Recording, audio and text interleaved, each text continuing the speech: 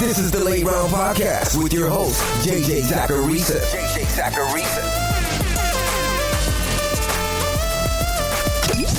What's up, everyone? It's JJ Zacharisa, and in this episode 896 of the Late Round Fantasy Football Podcast, sponsored by Underdog Fantasy.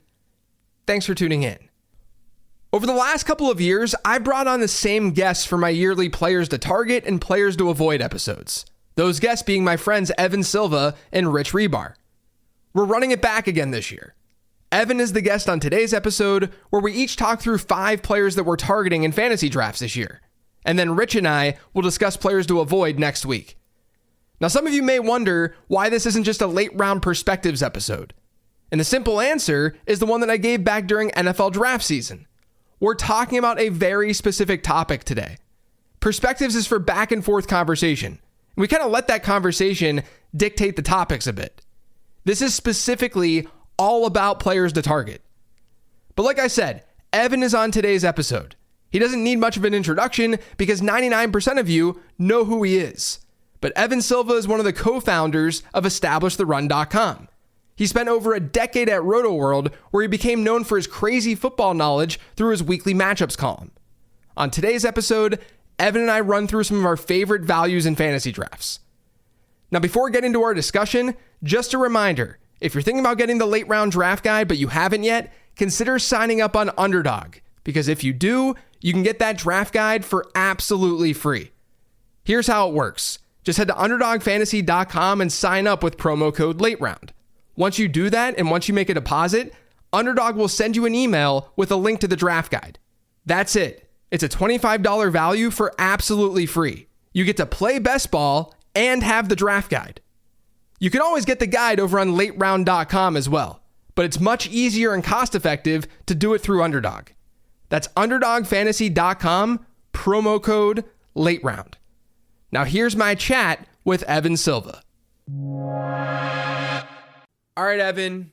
You've done this for, I think this is your 3rd year now, where you either come on and we talk about players we're targeting, players we're avoiding. You know the drill at this point. We'll just go back and forth. We each have 5 players. You sent me your 5, so I picked 5 that are there's no overlap, right? So you kick it off. Give me a player that you're targeting because you like this guy versus average draft position. So it's Devon. I'm going to start off with a guy who's already high up in the ADP, Devon Achane. And I hope I'm pronouncing that correctly because the pronunciation seems to change from day to day. However, that's not what matters here. So I remember back in the heyday of RotoWorld, I was doing content with Chris Wessling primarily. Greg Rosenthal was overseeing us. And there was a player by the name of Chris Johnson who was drafted out of East Carolina. And Chris Johnson had, he's a late first-round pick. He had a really nice rookie season. He showed special capability, and Chris Wessling, just RIP, just pushed all of his chips in on Chris Johnson entering his 2nd season when Lendell White was still a big factor at that time, theoretically. And I remember coming out with my first 150, like right after the NFL draft, entering Chris Johnson's 2nd season, and I had Lendell White ranked ahead of Chris Johnson. And Chris Wessling goes, dude, what are you doing? You need to change that. The rest of your rankings are really nice. You need to change that. And I did. And I got Chris Johnson, I think he was like a 2nd round pick, maybe. I bumped him up to that. He ran for 2,000 yards the next season. I think that this is a similar situation potentially between Raheem Mostert and Devon Achane. Now, no one's ranking Raheem Mostert ahead of Devon Achane. But I think that the upside for Devon Achane is like generational, legendary season. I think that he has that within in his range of potential outcomes. So the way that I am ranking Devon Achane is I have him, I think, 12th overall.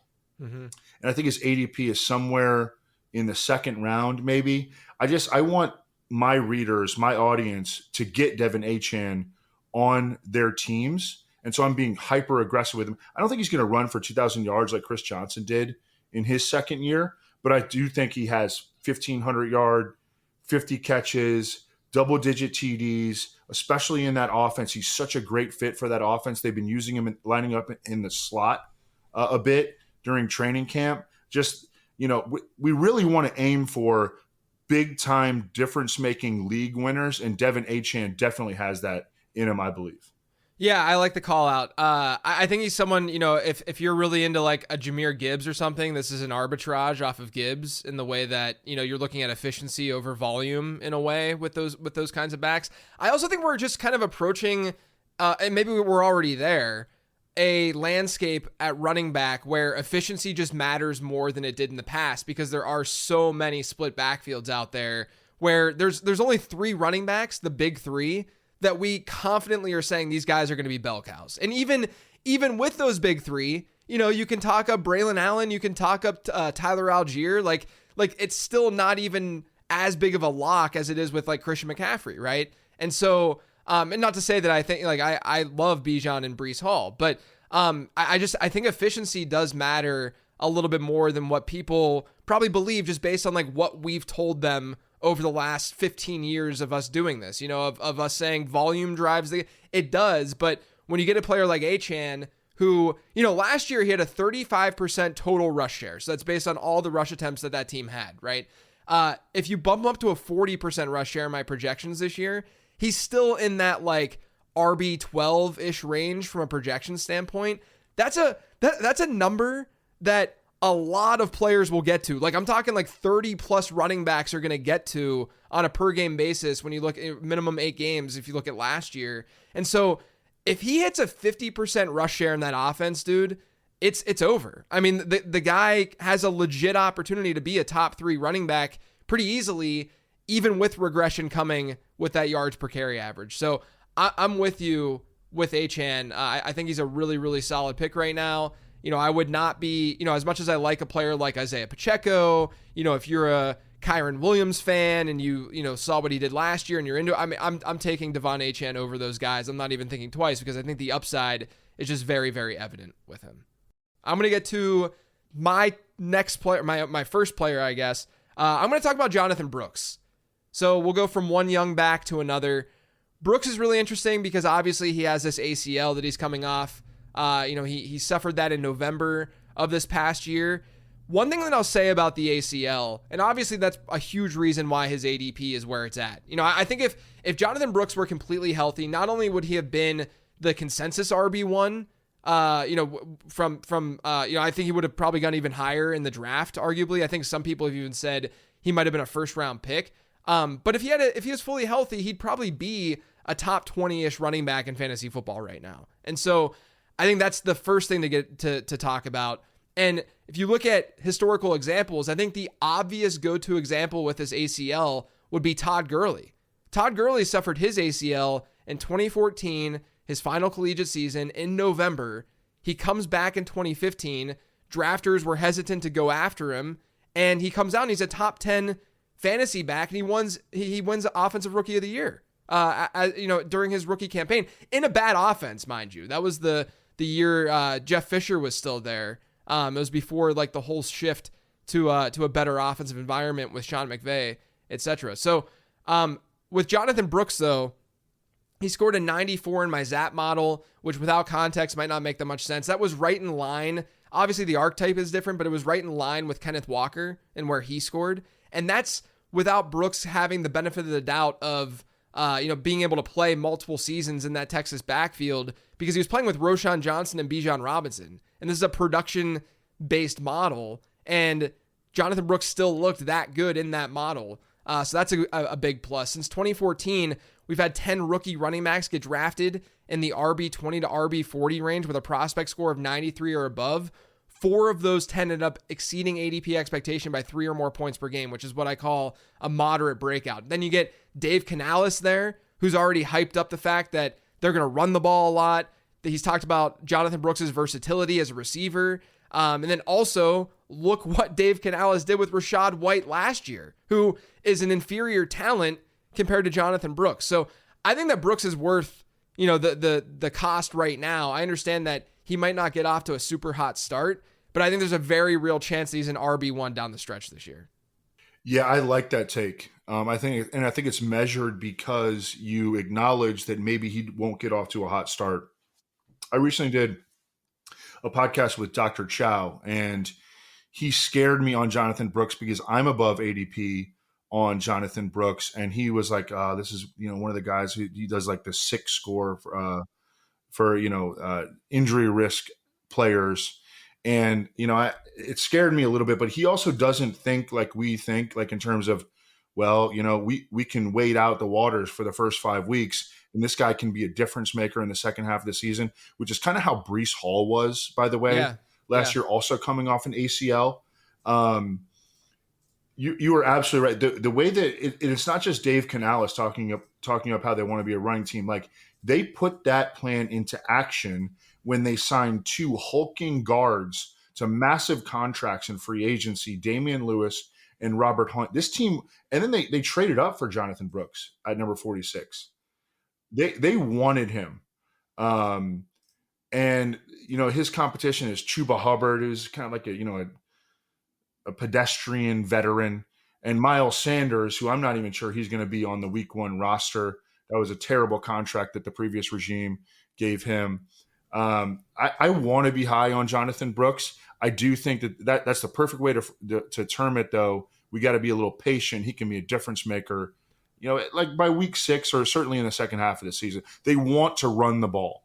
Yeah. Yeah. And I think it's also important that you look at your own team build when you get a guy like Brooks, right? Like, if you go and you get an anchor running back early, I'm going to be more inclined to just throw a dart at Brooks in the middle rounds and feel good about it. Whereas if I'm going complete 0 RB and he's my RB1, I might not feel as comfortable. But yeah, I mean, I think overall though, I'm definitely heavy on Jonathan Brooks this year, just because I think the upside is definitely there. Evan, give us a second player.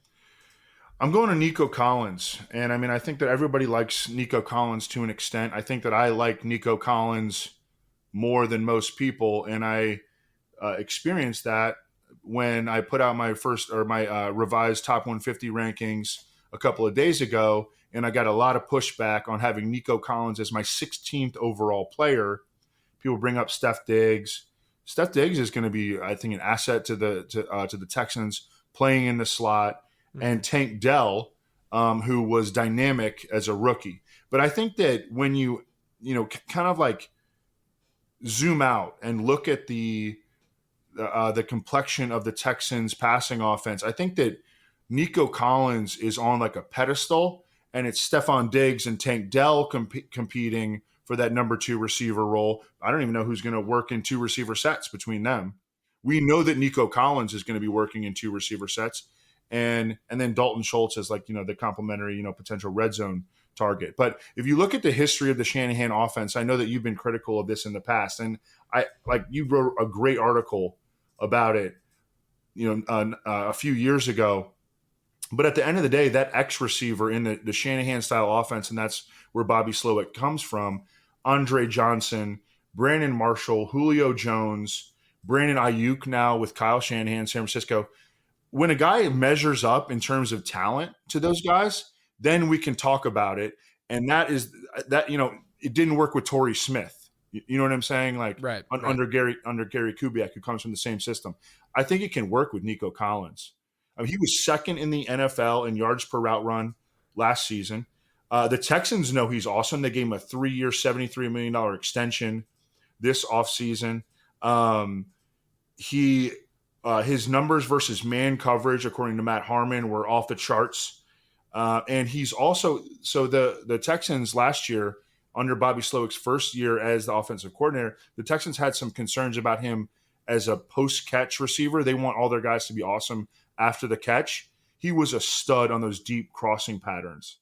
I think he's a true alpha X receiver with a great young ascending quarterback in an offense that is going to throw the ball more. When you think about the investments they've made, again, extension of Nico Collins, added Stephon Diggs, they gave an extension to Dalton Schultz, Tank Dell back after the injury.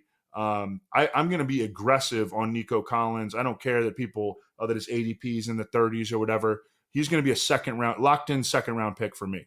Yeah, I've warmed up on Collins a lot over the last month. I was worried when I was first doing projections and looking at things, because I do see regression coming to, like, you mentioned the yards per route run thing. Like, chances are he's not going to repeat the yards per route run rate that he had last year. Same with like a Brandon Ayuk, right?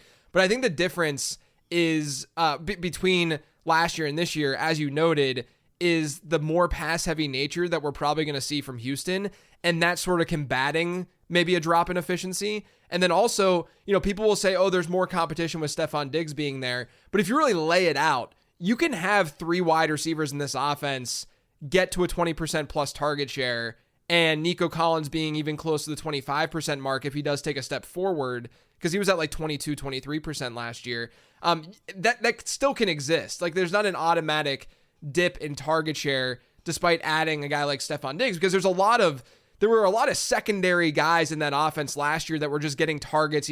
Noah Brown had his time, and obviously, the tight ends would get targeted. A lot of that work, especially if Diggs is a guy who ends up playing in the slot a lot of that work could just end up going to Stephon Diggs, instead of these tight ends and using that's part of the reason why I'm a little bit lower on like Dalton Schultz this year versus the market, because I think they're just going to be running 11 personnel, let Diggs run the slot. And, they also have, Tank Dell can obviously, go inside out too. But it all kind of centers around this idea that Nico Collins has his role, which is what I think you're basically saying here. Yeah, I think that he's locked in, and then it's the other guys kind of competing for the complementary targets. You mentioned that there is growth potential for the pass volume for the Texans. There's also growth potential for the touchdown rate of C.J. Stroud, who only threw 23 touchdown passes last year. And we talked about this on the quarterback podcast that we did on Establish the Run with you, JJ. Yep. His touchdown rate was only 4.5% last year, and I think he could get into the 5.5%, 6% range, just throwing a ton of touchdowns. And Nico Collins is probably their best, he's certainly their biggest wide receiver. Yeah. Look, CJ Stroud's one of those players where if we look back and he has a 6.5% touchdown rate this year, we're not going to be surprised at all, right? Like, this is the way the offense is built right now. We should feel confident that they're going to throw the ball a lot and be efficient in doing so. So all of that. The other thing, too, he has contingent upside, right? Of 2 guys. If Diggs or Tank Dell go down, we're going to see an increase in a spike in target share. So that's also, in Nico Collins' favor. I'm going to move on. I'm going to go to a sort of a boring pick here. I'm going to talk about a tight end, and we'll go with Pat Freiermuth. And the reason I want to bring him up is because, I'm going to probably lean on going, especially in home leagues and in managed season-long leagues, I'm probably going to take the elite tight end discount this year and get a lot of Kelsey, get a lot of Mark Andrews, get some Trey McBride, and go that route pretty frequently. And then I don't mind either going with like a David Njoku or something, or whoever ends up being the last tight end in that like next tier of players. I think that's fine as well. But, if you do get screwed and you're not able to get some of those tight ends, I think your last-ditch effort of getting a potential plug-and-play tight end, there are some that I don't mind late for sure, but I think Pat Freiermuth could be a nice floor-ceiling guy for you where, maybe the ceiling isn't like top 3 tight end per se, but I think top 6 is in his range of outcomes, and he should have a decently high floor. Main reason being, you look at this Pittsburgh offense, they're obviously going to be a run-heavy team, and the way to combat that obviously would be a higher target share. And if you look at the weapons that they have right now, it's George Pickens, not a whole lot. You got good running backs out of the backfield that can catch passes. Roman Wilson's already banged up. Calvin Austin has not shown us anything as a professional yet. And so it's really Pat Freiermuth. And I think that if you look at this Arthur Smith offense, a lot of people are probably discounting Freiermuth because of how Arthur Smith used Kyle Pitts and the frustration that ensued. But if you look at how Arthur Smith uses tight ends in general in his offenses, it's really, really favorable. I mean, we're talking literally every team that he's had since becoming offensive coordinator in the league. He's been on, he was offensive coordinator in Tennessee, then he was head coach in Atlanta. His teams ranked 8th, 4th, and 1st in tight end target share during those 5 seasons. And we saw it last year, obviously, with Jonnu Smith. I think the difference is that Pittsburgh doesn't have Pittsburgh has blocking tight ends and has some tight end depth, but they don't have a Jonnu Smith type player that could hypothetically take looks away from Pat Freiermuth. So I think that if you're in those double-digit rounds, you missed out on some of the other tight ends that I talked about. I don't think Pat Freiermuth is a bad consolation prize for you. That's interesting because I've been down on Pat Freiermuth pretty much for all the reasons that you laid out. and just kind of considered him a guy that was going to almost fully depend on touchdowns because just I didn't think that the volume was going to be there. There are a lot of tight ends that just depend on touchdowns. Sure. But you know what? Pat Freiermuth is a touchdown scorer. I mean, go back and look at his touchdown rates at Penn State. He's going to be on the field the entire time for the reasons that you outlined. So I might be, you might be changing my mind a little bit on Pat Freiermuth. He's not a bad sleeper. Yeah, that's the thing. It's not so much that, because I think that we would all agree, or anyone doing fantasy analysis, we don't feel very confident in late round tight ends this year, right? Like, no, we're throwing darts at Jonnu Smith and these guys who are like Noah Fant, and we're like, do we feel that great about them compared to last year? We were doing it with these rookie tight ends with like crazy upside, like Sam Laporta or even a Dalton Kincaid. And so, we're looking at a tight end landscape where I think a lot of people sort of need a name that they might be able to go to in those double-digit rounds. I think Freiermuth makes some sense. Now, there are going to be some drafts where he goes a little bit higher, than a true sleeper or a true late-round guy. But I do think that there's enough of the situation is good enough for him to, match expectation and potentially get in that top 6 this year. I like it. All right, number 3. Let's go. Let's hear it. Yeah, it's Kyler Murray. And I think let's just zoom out again and look at the complexion of the Arizona Cardinals roster. They have upgraded at wide receiver. I think their offensive line is in ascent. Their defense is still a major problem. When Sean Murphy-Bunting is projected as your top cornerback, you're probably going to end up giving up a lot of points, especially in the NFC West. This is the first time that we've seen Kyler Murray at relatively close to full strength, full health in years. And we also saw him that he was, he came back in his 8 games last year, in his first year under Drew Petzing, in a year where some people thought he wasn't even going to play the entire season. He played pretty darn well with nothing around him. He's got more around him this year, second year of the offense, nothing on the defensive side, plays beneath, a dome / retractable roof. The addition of Marvin Harrison, I know he's a rookie and everything else. He's the perfect fit for Kyler Murray, who is not necessarily an over-the-middle passer. Awesome when he's throwing to the perimeter. You think about DeAndre Hopkins' 2020 season with Kyler Murray when he went for 1,400 yards and 115 catches. Like, Marvin Harrison probably won't reach that, but I think he can get fairly close. Trey McBride in his first full season with Kyler Murray. Also, Michael Wilson, I think, has a chance to take a pretty big step forward in his second season. Showed some promising flashes as a third-round pick.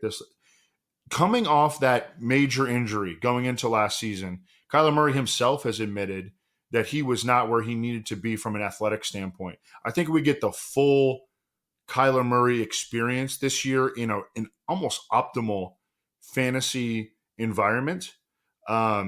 He's a really exciting fantasy pick this year to me. Yeah, I think that every year there seems to be like one or two very obvious quarterback picks, right? Like whether it was the Lamar Jackson MVP season, or when Jalen Hurts broke out, there's always like one guy that's either in the middle or like into the late rounds that seems like the obvious go-to player. Kyler Murray is that guy this year. It just seems like the obvious top value pick at quarterback. My favorite stat with him is that he's hit 4.9 or more rushing points per game every year of his career. So that's 5 seasons. He's hit 5 in 4 of those 5. Since 2011, we've had 35 quarterbacks hit 300 pass attempts in a season while running to 5 or more points per game on the ground. Of those 35, every single one of them scored at least 17.7 points per game. 31 of them hit 18 points per game. 20 of the 35 got to 20 points per game. So you're talking better than 50-50 odds with Murray to basically be, top 6-ish quarterback. And he's being drafted after a guy like Stroud and, close to a guy like Burrow and these pocket passers. To me, he just seems like the obvious pick with all of these improvements, surrounding him. And, you mentioned like the other players that are there.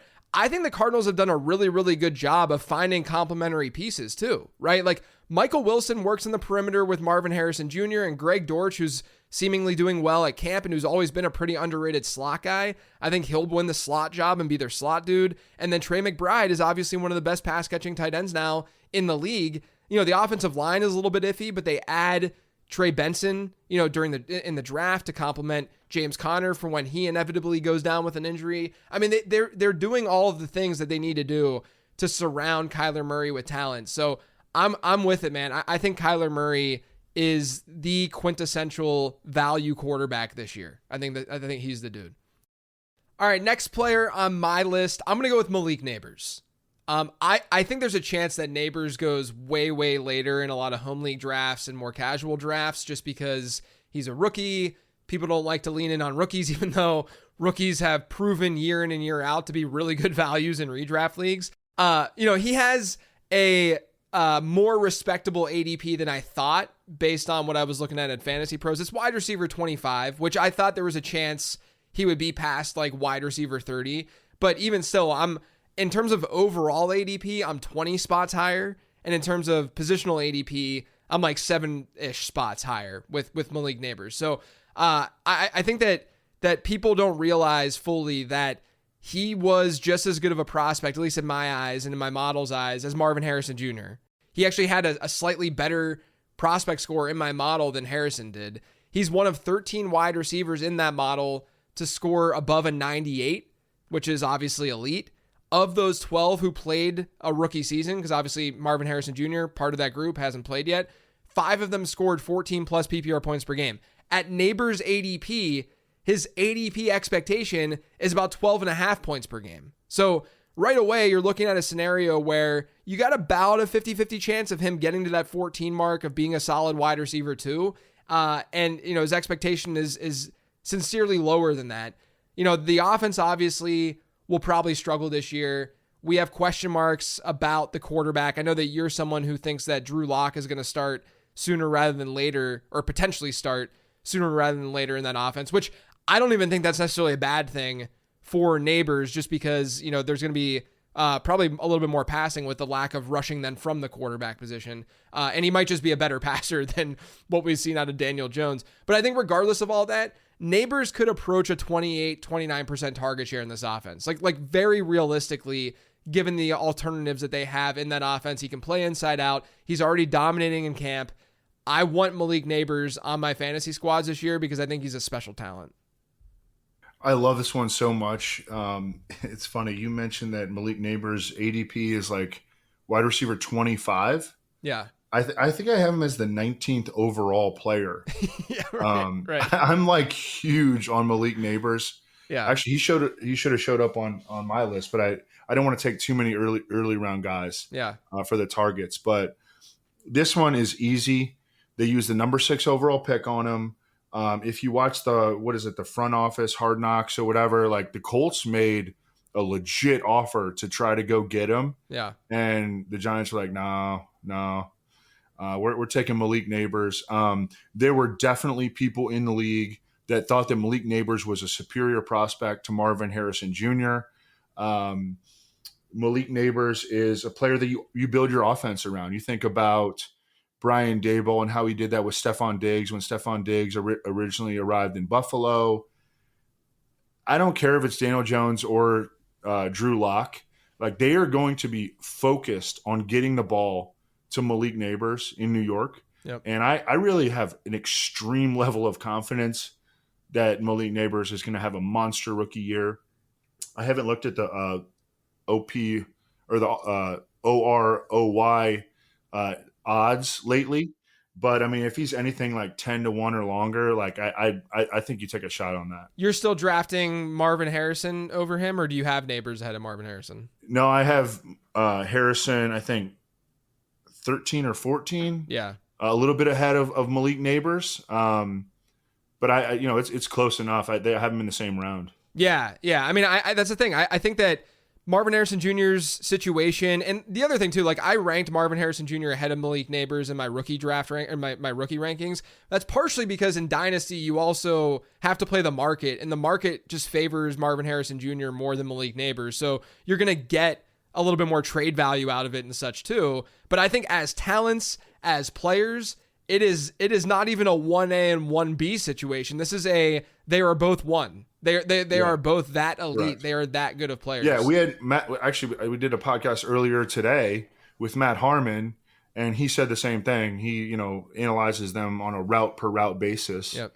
And he's like, if anyone was arguing for Malik Nabers over Marvin Harrison Jr., they're not wrong. Yeah, right. Like this is a special class. I mean, there's a lot of really, really good wide receivers, and we got to lean into that in redraft because not only have they been values historically, but this is a more talented class than we typically see. All right, Evan, we got 2 more each, so give us your 4th player. Yeah, Chase Brown here. I think he's a really exciting second-year player. He played under 100 offensive snaps as a rookie. He never had more than 12 touches in a single game as a rookie. He was like, and I feel like because of one really small sample size rookie year, he has been, and he had only 1 third down snap all season. And because of those factors, I believe that he has been sort of pigeonholed and stereotyped as just a change-up back. Yeah. Because that's what he was behind Joe Mixon. Joe Mixon is gone now. And Chase Brown at Illinois was a workhorse. He had 365 carries in 12 games as a senior at Illinois. He averaged 29.6 touches per game. He can catch the ball out of the backfield. He's not super small. He is 209 pounds. That's not, prototypical workhorse back, size, but it's not too far off of that. And his competition is Zach Moss, who I think is going to be a factor throughout the season, probably has a higher floor theoretically than Chase Brown. Doesn't have remotely the upside that does Chase Brown. Chase Brown in home leagues right now, his ADP is like 120. Yeah. It needs to be much higher than that. This guy can actually be a true difference maker as an RB2 with weekly RB1 upside in a very good offense that runs the ball efficiently. I mean, they're averaging 4.5 yards per carry with Joe Mixon, who has like 0 explosiveness, and Chase Brown has a ton of explosiveness. I think it was per next gen, Chase Brown on one of his plays last year had the fastest ball carrying time of any player. That is a massive jug of water. Yeah, I know. I'm drinking the patrons call it Mo Alley Cox. I just had to take a sip of it so I could, when I respond, I could have stay hydrated, yeah, bro. Exactly. Stay hard. Yeah. But yeah, Chase Brown has just astronomical upside compared to Zach Moss. And look, he may kind of plateau as a change of pace back this year. I think, but what I really think is that he's going to overtake Zach Moss and be the guy who gets, an Aaron Jones type, who gets 15 to 17 touches per game, is really efficient with those touches, makes a difference in both the run and pass games. And Zach Moss is sort of like a little bit better version of A.J. Dillon. I've had a really weird journey with Chase Brown because as a prospect in my prospect guide and from a analysis standpoint, he was a call out as a target, right? So I have I was telling people to draft him, yada yada yada.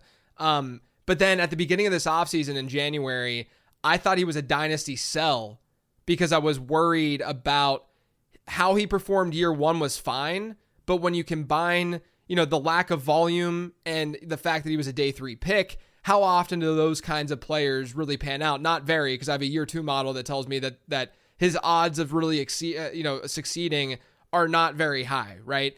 And then I did analysis in February, March, where in redraft leagues, that year 2 model, when you're getting that late in the draft, like in the middle into the late rounds, is really irrelevant for running backs. It's not that big of a deal. It matters a lot more for early round guys. And then I was looking at the situation. I'm like, well, there's a chance they don't even go out and really do anything in the draft and get a running back, right? So I changed my tune back to being pro Chase Brown in like March, right? And then throughout the summer, I've just naturally, just based on the market and based on how I thought this backfield might work out, I've had Zach Moss ranked ahead of Chase Brown.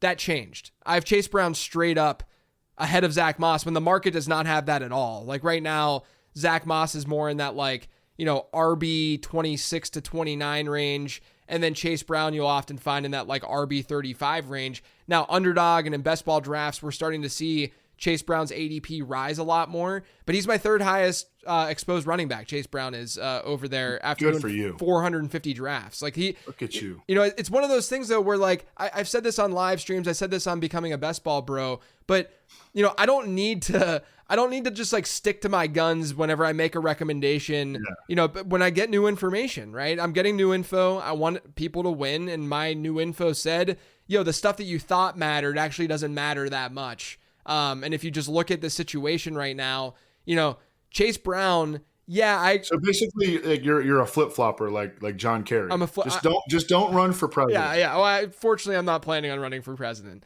But with Moss and Brown, I think it's very easy to throw them into these archetypes of, Moss is the early down bruiser, goal line guy, and Brown is the pass catcher. But the third down stuff did worry me a little bit that they didn't really use him in that role that much last year. But where I think the upside is starting to show, and you sort of alluded to this, is what if he just becomes an earlier down guy? Like, I don't think it's out of the question that he sees just as much work on the ground as Zach Moss this year, and they don't have a go-to goal line. Like, Zach Moss isn't necessarily the only dude getting the goal line work. Whereas I feel much more confident in Chase Brown having a role as a receiver than Zach Moss having a role as a receiver. And that's really what drives this stuff in fantasy is the receiving numbers and having that dual threat ability. So Chase Brown, definitely someone that I think everyone should be targeting, especially like you said, man, if you look at more of the home leagues, or like you look at ESPN or Yahoo and like where they're going to rank in those where he's going to rank in those draft rooms, it's silly. Like you're going to be able to get him with a very, very late round pick. All right. My next guy, I'm going to go back to the early rounds and go with Jaylen Waddle. I think Waddle is one of those players where he's being drafted close-ish to his floor. Realistically, he's not a very sexy name because he's a wide receiver 2 on his own team, and people get scared off by that, especially after last year where we saw like Devontae Smith sort of, underperform versus expectation, and then, Waddle underperform versus expectation. Realistically, though, if you look at the last 10 years of data, wide receiver 2s by ADP, who are team wide receiver 2s, they actually outperform the alternative. They've been better than team wide receiver 1s who are drafted as wide receiver 2s. It doesn't mean that you should go seek them out. It's more so don't be afraid of them, overall. But Waddle has ranked 15th, 11th, and 21st in PPR points per game over his 3-year career. His target share per game has never been below 20%. It was 23% last year. Last year, he couldn't stay healthy, and that's why a lot of people are frustrated by his performance and his fantasy output. But if you look at him on a per route basis, 94th percentile in yards per route run, 92nd percentile in targets per route run. We know this offense, while there might be some touchdown regression, they might not score as many touchdowns as they did last year, still going to probably be a top 10-ish offense in the league just based on personnel and Mike McDaniel being a really good offensive mind. And so, I just think Waddle, not only that, but Waddle has contingent upside too. If Tyreek Hill goes down, Jaylen Waddle is going to see a 30% target share week in and week out in that offense, which would be, he would be money, right? So I think Waddle is being drafted, maybe around his projection. That's fine, but there is that contingent upside of what if Tyreek Hill either takes a step back for whatever reason, which I don't anticipate happening, or just gets hurt, and then all of a sudden Jaylen Waddle is a freak of a fantasy asset. Yeah, I like this one. Tyreek Hill is 30 and a half years old also. And obviously he showed zero signs of decline last year, and he probably is going to have another monster season. I definitely think he belongs as a top 3 overall pick, but he is 30 and a half years old. Players start to decline at that age. The Dolphins obviously believe that Jaylen Waddle is, a star or a future star. Jaylen Waddle, by the way, is 25, more than a half decade younger than Tyreek Hill, because the Dolphins gave him a really big extension. You're right. The contingent value. I mean, Jaylen Waddle becomes a league winner if something happens to Tyreek Hill. Even if Tyreek Hill stays healthy for the entire season, Jaylen Waddle can cook as long as he stays healthy. Mike McDaniel runs this offense through Tyreek Hill and Jaylen Waddle, and I think he will obviously Devon Achane as well. But from a wide receiver, from a pass catching standpoint, like they didn't even throw to Durham Smythe last year. People are out here trying to make Jonnu Smith happen. I even am to an extent. I just took him in like the 17th round of an FFPC best ball. But from a pass catching standpoint, if we're being real with ourselves, it's Tyreek Hill and Jaylen Waddle and a sprinkle of Achane. But he's going to have a big target share regardless. And if something happens to Tyreek, monster target share. Yeah. I mean, look, the Jonnu Smith thing is like just the perfect example, again, of how bad the tight end landscape is late. Because, like, I think he's a great real fit. And I can see the vision for Jonnu in that offense, right? And I think that, obviously he's a better player than Durham Smythe. But, yeah, like at the end of the day, are we going to be shocked if he has a 12% target share this year? No, not at all. Like, that's probably a projection for Smith at the end of the day. And so, I think that obviously leads us to those two wide receivers, and Tyreek Hill and Jaylen Waddle are probably going to see over half of the team's targets this season if they're healthy. All right, we got one more from you, Evan. Yeah, and this one goes a little bit later because Dontayvion Wicks ADP is somewhere close to 165 or 170 on Fantasy Pros, and I have him inside the top 100, which is very aggressive, but it's a player that I believe in. And I think it's a player that Matt LaFleur, the Packers head coach, believes in because he's repeatedly compared Dontayvion Wicks to Devontae Adams, who, of course, is borderline Hall of Famer. Probably will be a Hall of Famer. The problem, and I also believe in the as a unit, the Packers passing offense. I think Jordan Love is the real deal. He was, he didn't look like it, I know, in the first 6 games, but he had the number 1 QBR over the final 10 games of last season. The Packers obviously believe in him. They gave him just a massive contract extension. The issue here is that there are so many, theoretical mouths to feed in Green Bay. They've got 5 receivers on down to Bo Melton that they have confidence in playing. They have 2 tight ends, assuming that Tucker Kraft is going to be healthy, that they can play, so they can use a lot of rotation stuff. They can use a lot of different personnel packages that only have 2 receivers on the field. But I think at the end of the day, what they're going to settle on, and it might not happen, with definition before week 4, week 5, week 6, is Jaylen Reed in the slot, Christian Watson as the number 4 situational vertical threat, Dontayvion Wicks as the Z receiver, and Romeo Doubs as the X receiver who doesn't get a ton of targets but commands attention, runs good routes, et cetera, et cetera. But in terms of playing time, that's kind of how I'm projecting it right now. Dontayvion Wicks to be the flanker in this offense, and at the cost of not even inside the top 150, I think he's an easy sell as a late round sleeper. Yeah, the thing too with Green Bay is a lot of people are going to be worried about that rotation, and I think there's reason to be worried about it in a season long format. But for the guys that get drafted earlier, like a Jayden Reed, for instance, who I adore as a player and I loved him as a prospect, I think that those players like him or Christian Watson are your best ball bets, right? Because there's going to be the roller coaster. If they're all healthy, there's probably going to be somewhat of a roller coaster in terms of how they perform. But when you're talking late round dart throws, because I have Wicks as a dart throw in the draft guide as well, and when you're talking about late round dart throws, you can take on that risk. It doesn't matter nearly as much. And then on top of that, what if what you're saying does come to fruition and he is more of an every down player than what's being projected right now after having a yards per route run rate after being a day 3 pick, but having a yards per route run rate above 2 last year, which is not. It was above 2. Nice. I thought it was 1.97. I think it was the best among the top 4 last year. It was.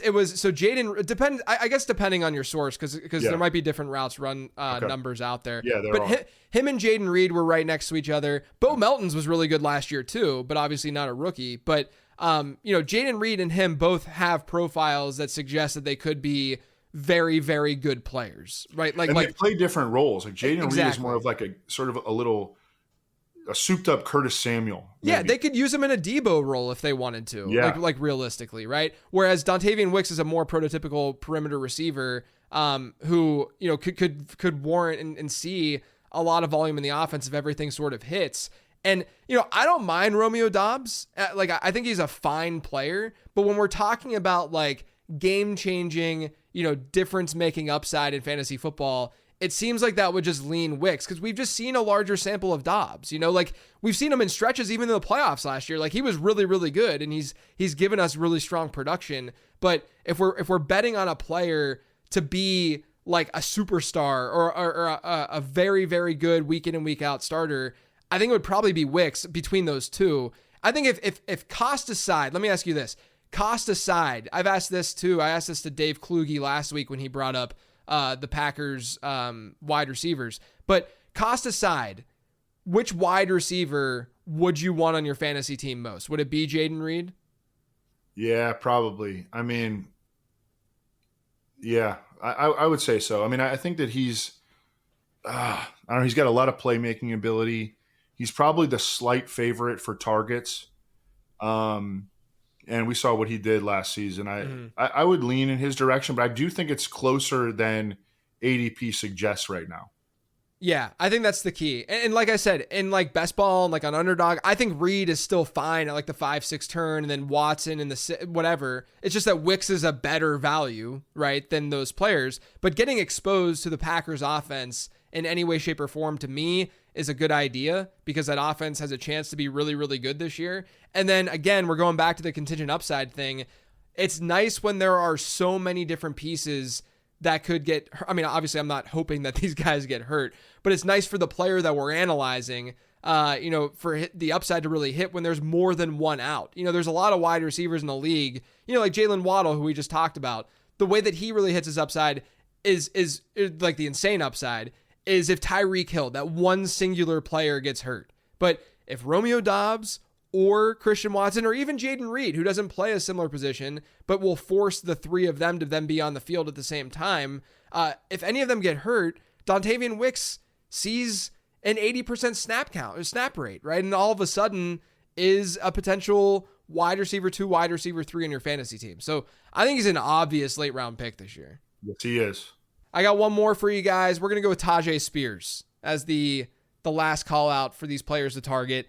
Second-year pass catching running backs who go in the middle rounds, who are part of ambiguous backfields, are always good bets. And Tyjae Spears, I think, has a really underrated pass catching profile. Last year, he had a 14.8% target share per game rate. Okay, since 2011, among rookie running backs, that trailed only Christian McCaffrey, Saquon Barkley, Alvin Kamara, Bijan Robinson, and Tariq Cohen. Those are the only 5 since 2011 who had a better target share per game rate as a rookie than Tyjae Spears. Someone might say, oh, Tariq Cohen's on that list. Obviously, that's the path that Tyjae Spears is going to go down. Tariq Cohen was the RB15 his second year in the league. Like he was a very dynamic and good pass catcher, and he's not the same kind of player as Tyjae Spears either. He's not a complete duplicate. But my point is that if that's the outcome, that's not a bad outcome at all for Spears. I'm really bullish on the Titans offense in general. I think the offensive line should be better, even if it's just the coaching staff that makes it better. Brian Callahan steps in. He was a really pass-heavy coordinator in Cincinnati, even without Joe Burrow. Like, this isn't even I know that he wasn't necessarily doing everything for the offense and calling plays all the time, but, he was a pass-heavy and pass-friendly coordinator even before the season that Joe Burrow got there. Like, he was the OC in 2019 before Burrow became a Bengals. So I'm very bullish on how pass-heavy this Titans offense might be. And if you look at all their moves this offseason, they get Calvin Ridley, instead of getting a bruising running back like everyone thought they would, that would complement Tyjae Spears, like going out and getting like a Zach Moss or something. They go out and they get Tony Pollard, who's more of an interchangeable piece. That's the way that they've been describing that backfield. More of an interchangeable piece of Spears. He can catch passes out of the backfield. They get Tyler Boyd to man the slot. I mean, they're doing everything that points to them being a more pass-heavy offense. And I think that's actually it's a good thing because the team will probably score more points because passing is more efficient than rushing. But also, Tyjae Spears is a player who could benefit from that because Spears is a pass-catching back. He proved that last season. So I think Spears is one of the best middle round running back picks on the board right now. So I have been on Tony Pollard as the guy who I think will emerge as like the 55-45 favorite. But man, you make a pretty good case. I think I need to move up Tyjae Spears. Number one, they just lost DeAndre Hopkins for who knows how long. And he, that's going to leave some targets behind. Number one, and obviously they play different positions, but Tyjae Spears had 52 catches last year as a rookie. In college, this dude averaged almost 7 yards per carry and was a factor all 4 years at Tulane. And it's not, I think it's a coin flip between Tony Pollard and Tyjae Spears, who is going to end up being the semi-lead back. And Brian Callahan, in an interview early in the offseason, I think it was at the coach's breakfast, was talking about how, yes, we view them as interchangeable, but we think that one of them will emerge as the sort of lead back. Mm-hmm. And I don't know who that's going to be. I think it's going to be Tony Pollard, but it could just as easily be Tyjae Spears. And you have always done a good job of highlighting, let's attack these ambiguous backfields. Let's not shy away from them. Let's attack these because the ambiguity makes them cheaper to us. And if we can hit on one of those guys, we're getting a floor, right? We're getting a floor from Tyjae Spears. He's probably going to get a baseline of 40 catches and, 110 or 100 carries. Okay. So we're getting a floor. If something happens to Tony Pollard, which by the way, things have happened to Tony Pollard before, or Tyjae Spears just beats him out, then we have a big time back on our hands. Yeah, 100%. And look, this isn't even an anti-Tony Pollard take, if I'm being honest with you. I've had them pretty close to back throughout my throughout the offseason in my rankings. And the only reason why I've been calling Spears out so much is because throughout the offseason, he's been the cheaper back of the two. When I see them as what the Tennessee coaching staff has said, they see him as interchangeable. One of them might emerge. And if one of them emerges, I will say I'm going to bet more, just based on history and just based on what we've seen, market trend wise and all of that, on the middle round second year player, the emerging talent versus the, year 6 Tony Pollard, who is coming off a season where people overstated how bad it was, but a season that was not necessarily Tony Pollard-esque, right? And so that's the main reason why I think, Spears is at least the better value between the two. But a lot of the argument that we're making for Spears, you can make for Tony Pollard, like the ambiguous backfield, the offense being better, all that. So if Pollard ends up falling in your draft, I would still go after Pollard. This is more so in most drafts, you're going to get Spears a little bit later. But yeah, that does it. Those are the 10 players that we're targeting this year. Evan, as usual, thank you so much for your time. For anyone not following Evan and his work, check him out on Twitter @Evan Silva and check out Establish the Run @Establish the Run. I'm on Twitter @LateRoundQB, and make sure you're checking out the Late Round Draft Guide, which you can find on lateround.com. And you can take advantage of that Underdog promo too. Thanks for listening, everyone. I'll be back later this week with a fresh episode of Late Round Perspectives.